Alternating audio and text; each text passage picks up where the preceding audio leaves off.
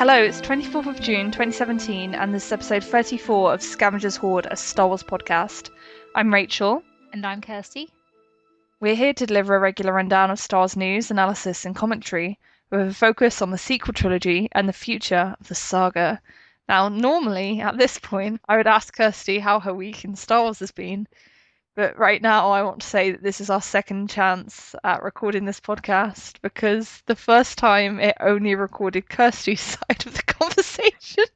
We could have just put that out, but people might not have enjoyed it too much.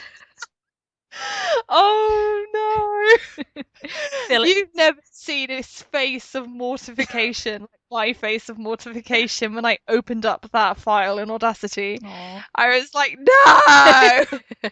Like Darth Vader, no! Yes, exactly. If I could use a GIF to sum my feelings in that moment, it would be that.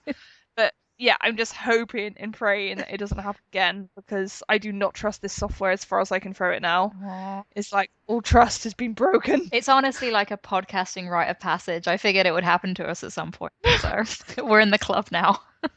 Yeah, I did think it'd been going almost too well, so yeah, we'll be okay.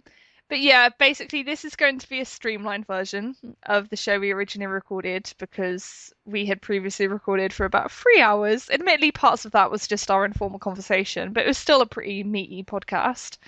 But yeah, we're not going to do It Came From Reddit, although we did originally. We talked about the amazing theory where Finn is the illegitimate love child of Leia and Lando, and it was hilarious. We also answered a bunch of listener questions, so I'm really sorry they are going to have to be put back a week again. And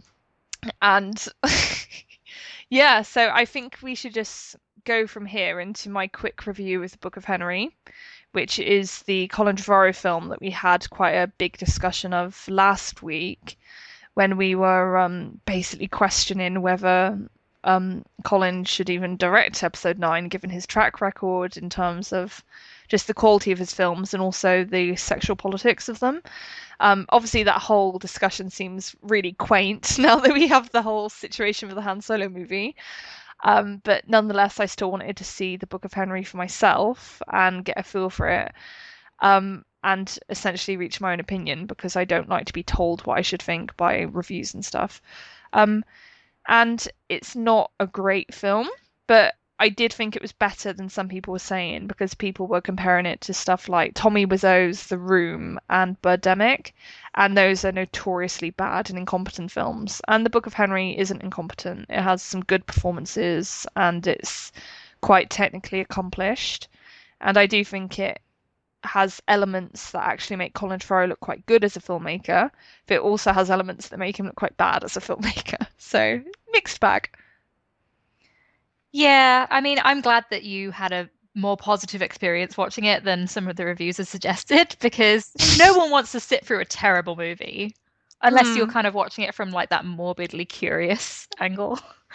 Yeah. Which, you know, would be something that you'd approach The Room with, that kind of thing. I don't think I'm going to watch it, just because, one, the premise of it didn't seem like something that would interest me anyway. Yeah, sure. But also piecing together the reviews and then what you've said about it, I feel like I know what I need to know about it in terms of what it could mean for episode 9. And I've watched his other films, and based on what you said about it not being a complete disaster, I feel a little more reassured for episode 9. And the news that came out this week has actually reassured me even more. But I still have my reservations about Colin Trevorrow's treatment of female characters, and I don't think that's going to go away, honestly. Because even if that is a non-issue in episode 9, I don't feel confident that it would have been down to him. I feel like it would have been as a result of greater oversight from people like Kathleen Kennedy. So yeah. No, I think that's totally understandable because, while I wouldn't say it was sexist, I wouldn't go that far with the Book of Henry. I would say that it's not great with its female characters. I would say they feel like people, which is something of a step from a few other Colin Trevorrow projects. And that they're treated with some empathy and respect, which is always good. But they're are also like slightly cringy choices, like the decision to have this middle-aged mother be like infantilized and basically have her actions dictated to her by her 11-year-old son is just like I don't understand what was appealing about that as a concept to Colin Trevorrow. um, and yeah, I don't have the greatest expectations for episode 9, but based on how Lucasfilm have handled the Han Solo situation, I know for a fact that they are not going to settle for a bad or mediocre film. They are going to pull out all the stops to make sure it's great, and they're going to do anything, even if it makes them potentially look a bit bad, to make sure that it's not ruined. And yeah, like I don't like to express so little faith in Colin Trevorrow's abilities as a filmmaker, but I definitely think there needs to be lots of collaboration between him and others, and that's absolutely the narrative we're getting. He constantly talks about like creative socialism, and he's talking very much about working closely with Ryan and the story group and stuff. So I have no doubt that it's not going to be solely down to Colin Trevorrow's efforts. The story is being formed by a much wider body, if that makes sense. Yeah. I mean, I'm not concerned about the overall quality of the story. I mean, for example, Rogue One is a solid film, but I still have issues with its depiction of female characters aside from Jin, and the lack thereof. Like just in the background, it's mostly men, especially the speaking parts, because it has a female protagonist, but most of the time it's a man talking on screen. Yeah. So that kind of thing can maybe be harder for people to pick up on. And it's not necessarily openly sexist, it's just kind of sexist by omission, or it's just not a priority of the film to focus on female characters and really flesh them out. So it can be more insidious than something that's just like you can point to it and say that's sexist. So that's something that I'm still a bit skeptical of. And not just from Colin Trevorrow, honestly, from Lucasfilm in general, because as I said, Rogue One had that issue. The Force Awakens, like, yes, we have Rey, she's awesome, and there's Leia and there's Maz, but it doesn't pass the Bechdel test. So they still have a lot of work to do. Yeah, exactly. Yeah, I think it's the question. There definitely won't be like overt sexism. It's not going to be like Home Base 2 by any stretch of the imagination. But you're right in that there's more to like empowering women and making your film female friendly than just having a female protagonist. And Lucasfilm haven't always shown the greatest understanding of that. They've taken great steps forward in terms of what they've done, and it's awesome. But it's just like simple things like it'd be nice to see female friendships and stuff and relationships between women, because we haven't had that. And yeah, I think it's very justifiable to be skeptical about whether Colin Trevorrow will be interested in pursuing that line of thought. But yeah, I guess that's pretty much sums up what we wanted to say about Colin and the Book of Henry specifically. If you have any questions for next time, please do send them to scavengershoard@gmail.com. As always, if you'd like to help us out, please do rate and review us on iTunes, because that's really great and it helps to bring us to more people's attention. Right, to move on to our news segment, the first story, of course, is there has been massive drama around the production of the untitled Han Solo movie, with the original directors Phil Lord and Chris Miller being fired, and Ron Howard being brought in to take over directing duties. So yeah, like, how would you sum up your feelings on this situation, Kirsty? Like, what were your initial thoughts and how have they developed as more information has come out? Oh, it was very surprising to see. It wasn't really something I'd been anticipating because, we haven't heard an awful lot about Han Solo. Like, we still don't have a premise for the film. And this might be why, honestly, that they've been kind of hesitant to divulge information because so much has been up in the air. Yeah. But ultimately, from what's been coming out since the news kind of dropped, now we know about Ron Howard, and we have a little bit more information from all these various sources as to what was going down and why they decided to make this decision. I feel reassured ultimately. Yeah. Because it makes me feel like Lucasfilm are going to be proactive, and we kind of saw this with Rogue One as well, but now it's happened again. It's like if they aren't happy with what they're seeing, even if they're this late into production, because there are only really a few weeks left of filming, as it was initially planned anyway, they won't hesitate to make these difficult choices that can look bad, but might ultimately result in a better movie. Yeah. No, absolutely. I think it's a really brave decision because it really does attract the worst kind of PR. It makes you look like you're not doing the job you need to be doing in pre-production when you're having the discussions about who's going to direct this and when you're actually hiring people. So it basically makes you look like a bad employer because it's like, well, even if they did mess things up, surely you should have realized that they weren't a right fit before you started shooting. But even with all that said, even with all the negative press this is attracting, I'd still much rather they blew the whistle now and said, look, no, this cannot go on. We do not find this acceptable. If you can't work with us, you need to go. I'm still much happier they did that rather than just letting things meander on, even with all the problems, even though they weren't happy with the product that was coming out. Yeah.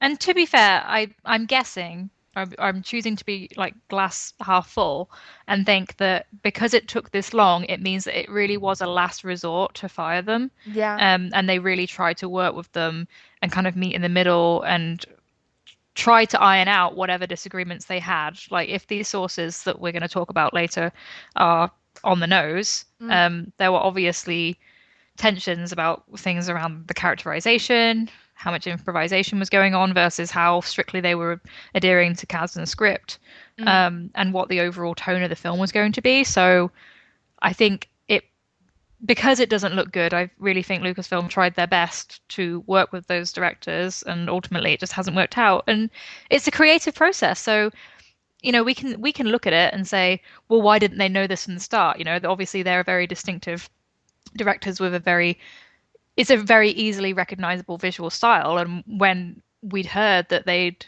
chosen the directors of the Lego Movie and the 21 Jump Street movies, we were like, oh, that means that it's going to have this kind of irreverent comedic style, or at least they're going to bring that element to it, because why else would you choose them? Mm. But the standalones are still in quite an experimental phase. We only have one. So Yeah. it might be that they thought that that was the right decision, and then it just hasn't turned out to work as the way that they'd hoped. Yeah. Um, because you're dealing with a legacy character at the end of the day. We can call it a standalone all we want, but Han Solo is pretty central to Star Wars. You Yeah. can't mess around with him too much. You can take him down interesting roads, but if you deviate so far away from the character that it doesn't look like Han anymore, and it sounds like that might have been what was going on, or at least Mm. in some people's perspectives, um, yeah, you have to be really careful because a lot of fans were skeptical of what this movie would look like because of that, because they hold Han so dearly. So Yeah. No, exactly. Han Solo is one of those movies where it's been met with skepticism since day one. So it's almost like a film where people already have like the pitchforks out to demonize it if it turns out to be a bad movie. And it could basically topple the whole Star Wars story experiment. It could prove to people like, look, they made a really bad movie. This like makes the whole franchise look bad. And it could also potentially risk ruining the legacy of the character of Han Solo. And that is not a path they want to go down. Um, yeah, like it's probably a good point to start talking about some of the sources we have here. Like the first source we have is Variety, and they say a person with knowledge of the production said the chemistry between the directors and Kennedy was never right. It was a culture clash from day one, the source said. She didn't even like the way they folded their socks. The source said that while Lord and Miller were supposedly hired for their vision and distinctive brand of filmmaking, when it came to the Star Wars production, Kennedy did not approve of their shooting style and process of interacting with actors and crew. They weren't given the leeway to do what they had to do, the source said. The duo also clashed with Kasdan, who has been an integral creative part of several Star Wars movies dating back to the 1980 and The Empire Strikes Back. Like Kennedy, he questioned many of the pair's directing choices. Kathy, her team, and Larry Kasdan have been doing it their way for a very long time. They know how the cheese is made, and that's how they want it made, said the source. It became a very polarizing set. So yeah, very yes, interesting. because this stuff about Lawrence Kasdan having trouble with the directors as well, that kind of has been overlooked in some of the articles I've seen. There were a few articles questioning whether Lucasfilm needed a change in leadership because it looks so bad that they've changed directors this late in the game. But if Yeah. you have a writer especially someone who was there kind of from the beginning in terms of creating this character and who's taken him all the way to his death in The Force Awakens. Mm. Um, and he's saying he has concerns about the way Han is being depicted and the story's going.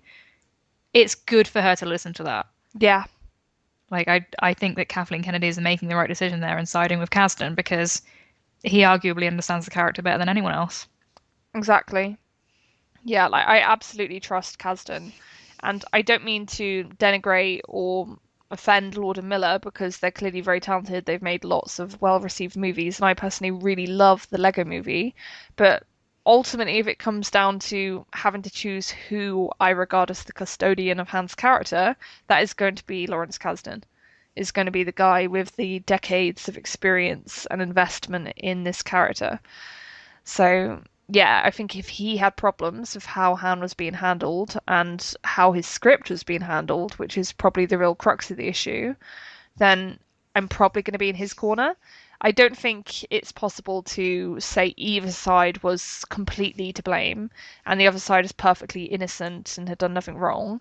I don't think that's the case. There's clearly blame on both sides. But yeah, I think ultimately I side with the producers and Kathleen Kennedy and Lawrence Kasdan here, just for so many reasons. Yeah, it sounds like there was some kind of miscommunication going on in terms of how much creative control that they would get. Or not just creative control, but that there would still be a final sign off on what they wanted to do. So, yes, they're free to experiment and push the boundaries. Like, they must have been chosen with that in mind, that they were going to bring this comedic aspect of the character and the story. But at the end of the day, it's still Star Wars and it's still Han Solo, who's an established character. Yeah. So, I really enjoyed the Lego movie and the 21 Jump Street movies, but they're pretty irreverent and break the fourth wall and are pretty meta in their sense of comedy. Yeah. And I just don't know if that would work for Star Wars.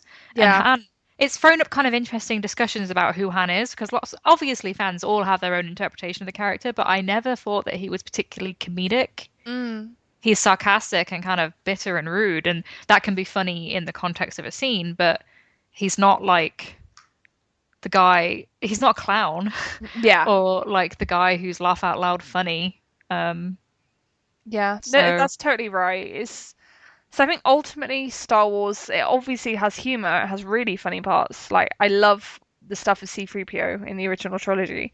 Like when I was a kid, that made me laugh so hard, and it even does now. Um, but I think ultimately people love Star Wars because it's very like sincere and it really believes in itself.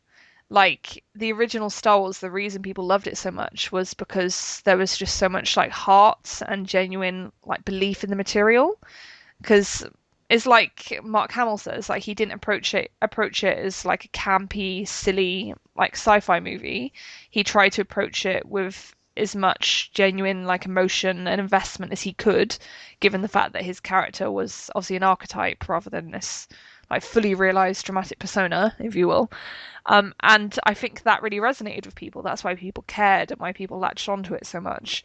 And if you do take Han Solo down like a more ironic and self-aware route, which it kind of sounds like Lord and Miller might have been doing, then I think that gets away from that, and in doing so, it kind of moves away from the fundamental spirit of Star Wars, and I think that's dangerous. yeah, and I think these are kind of concerns that people have had for a while because when you meet Han Solo at the beginning of A New Hope, he's kind of an ass. Yeah, Like that's part of the point that you meet him then and he's not very likable, and then he goes on this anti-hero arc where he finds something to care about and believe in yeah. and people he loves and is willing to die for ultimately.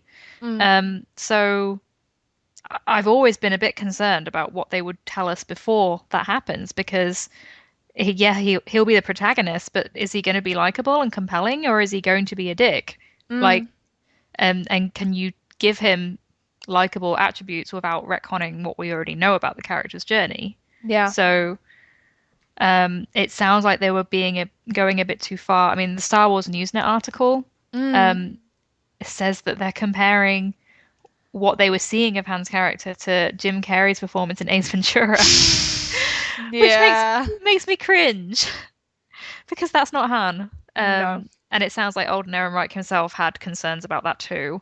And if he's saying it, and he must be all too aware of the incredible amount of pressure on him and that this is going to be career defining, good or bad. Yeah. So I'm not surprised that if this is really something that was going on, that he would raise concerns as well. I think the article says that he raised concerns with the producer, who then took it to Kathleen Kennedy.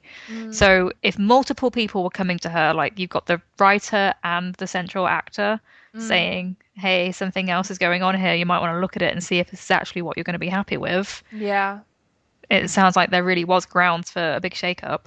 Yeah. So I have seen like some false depictions of this situation where people basically act like this all rests on Kathleen Kennedy.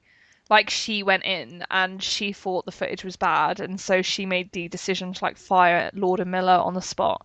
But when you actually read these different reports and get the different angles on it, you totally like grasp that it was not just on her. There were lots of people raising concerns, and she was not the only person who was unhappy and felt that things were going off course. Yeah, it's the kind of thing I'm guessing she would have taken to Bob Iger at some point as well. I highly doubt that he just found out about it when she made the final decision. Yes. I've seen people say, like, oh, I wonder what Bob Iger thinks about this. I'm like, I'm pretty sure he's okay with it and understands that she needed to do this to Yeah. ensure that they would get the best product in the end that they could. This isn't the kind of thing that they do lightly. Exactly. I'm sure they had every chance, and this was clearly done as an absolute last resort. Like, they knew the kind of press this would attract. Although I must say, one of the things that amazes me is how in all their press releases about the situation, they still say they're going to stick to that May release date. That, to me, seems a bit forward. Like, I'm not sure they should be promising that, given that it is going to be a lot of work to sort this movie out, given what we're hearing about the situation. It's so hard to know. I mean, for all we know, like we've just heard that Ron Howard's going to be the director, but he could have been working on it already and we're just not aware. Yeah. You know? There's so much behind the scenes stuff that just isn't on our radar until they decide it is. So it's possible that he's been working with Lord and Miller and then suddenly they weren't okay with it, or Yeah. he's been looking at the existing footage and figuring out whether they could stick to that release, Yeah. or they might end up deciding to push it back. That wouldn't bother me at all if it means that we end up with a better film, because at the moment we're only going to have 5 months between that and The Last Jedi. So Yeah. It really doesn't give the Han Solo movie much breathing room, to be honest, because I think 5 months after The Force Awakens, I was still on a complete Force Awakens high. So I'm not sure I'll have got over The Last Jedi enough to be able to sufficiently focus on Han Solo. yeah, I know what you mean. Obviously, if they're eventually looking into going for a Marvel model, they would bring the projects closer together. But right now, I feel like a year between each one is enough. Yeah. But then they would end up moving back episode 9, wouldn't they? So Yeah, no, that's true. Actually, stick to May, thanks. That's much more important that we get episode 9 early. Yeah, like the choice of Ron Howard, I think, is a good one, and it's something that it sounds as if that's what's going to address the concerns that they have. Because if Lawrence Kasdan is saying, well, they're improvising and kind of throwing my script in the trash, I mean, that's an exaggeration. That's not what he's saying. That's me. Yeah. But if, there are concerns that their style is about experimenting and playing around with things and not necessarily sticking to the script, and Kasdan saying, hey, I wrote this thing. This is my understanding of the character that I helped create. I feel like Ron Howard, because he has such strong ties to Lucasfilm historically, and he's just a very versatile, reliable director. Yeah. I feel like that's going to be a good move for them. Yeah. No, totally. I think Ron Howard is a very solid choice. So he's clearly someone that they know and that they trust, because while they were doing quite a cool thing by taking gambles on these young upcoming directors with these like quirky individualistic styles, it's not like they had a pre-existing relationship with these people. So they had no concept of how they were going to work together. And it's clear that no matter what was said when they were being interviewed and when they were in pre-production and discussing their plans, I'm sure everything seemed all rosy and lovely then. But that's very different from how it actually is when you're behind those cameras and working with the actors and actually creating this movie for real. Because that seems to be the point at which the problems truly came out. Yeah. It sounds like, talking about like the idea of them improvising, Well, there's this article from Entertainment Weekly. Um, One person close to the fired directors says they thought they were brought on to make a Phil and Chris movie. Sometimes they just thought the actors could do it differently. But others on the project say they pushed too far. It wasn't just a question of tone. The variations added up significantly to change the story. So it's this idea that, like, yeah, each time they tweaked something from the script, it could be like a very small thing within that particular scene. But once they had the rough cut of the movie, they could look at it and say, actually, this is very different from what Kasdan had originally envisioned Yeah. and what Kathleen had signed off on. Yeah. So it's kind of like they have the creative freedom until they end up doing something that they're not ultimately happy with. Yeah. Because Rian Johnson's been talking quite recently about how he's had as much creative freedom on this project as he has with any other of his movies. Which I believe him, but I think it's because he was making decisions. He was writing and directing, so already you kind of have that tension out of the way. Yeah. That it's one person's vision, and presumably he worked pretty closely with Kathleen Kennedy and the story group so that they were happy with it and were part of the ongoing process. It wasn't like he just ran with it. So it is kind of sounding as if, yes, there is creative freedom, but within this schema that you can't just go and do anything you like with these characters. Yeah. Because for all the talk of it being a standalone, it's not really. Like, it's still Han Solo. Exactly. And Rogue One wasn't really a standalone. You know, Yeah. they still relied on that framework of A New Hope and Vader and Leia and everyone. Like, I know they had new characters, but they were all killed off. Yeah. So I really think that if they do want to hire these young directors and have them put their personal stamp on these movies, then they need to move the spin-off films away from the main saga more. So that means not including classic characters and not basically making your film a prequel to A New Hope. yeah, because then they're really not standalones, are they? Because then you get people going, well, which order do you watch the movies in? I watched that one before A New Hope because it's a prequel, essentially. But it means that they're part of that mythology. So when I'm sure they were really excited when they had the idea of doing these standalones and probably presented it to these potential directors, like, you can do what you want within this sandbox of the Star Wars universe, and it's actually not that simple. So they're kind of figuring that out now. I'll be interested to see what this means for the future of the standalones and how brave they are with story decisions and directorial decisions. Because, I mean, we heard that there was going to be a new standalone announced in just a few weeks, but is that going to be the case now? Yeah. There's a big question mark over that. It really wouldn't surprise me if that's dropped, because I think they're probably going to take a much more conservative approach to the standalones. And while that's a shame, and in a way it's the boring decision, I think it's kind of becoming more inevitable, because this is not the first time this has happened. It seems that every single directorial choice for the standalone movies has gone horribly wrong somehow, because they had Josh Trank on the Boba Fett movie originally, and he was fired early in pre-production because of the debacle that happened with Fantastic Four, because he clearly demonstrated he was not up to the task. Then with Gareth Edwards, there was obviously conflict over his approach to the film, and they ended up having to reshoot a lot of it. It was fine because he stayed on and he was collaborative and he was happy to work with someone else for the reshoots. But it doesn't change the fact that there was disagreement there, and it wasn't an easy production, to put it mildly. And now we obviously have this whole situation with Lord and Miller. So I think this whole risky approach to directors, it's not working, basically, at least not for the standalones. And I think we're going to see a very significant shift.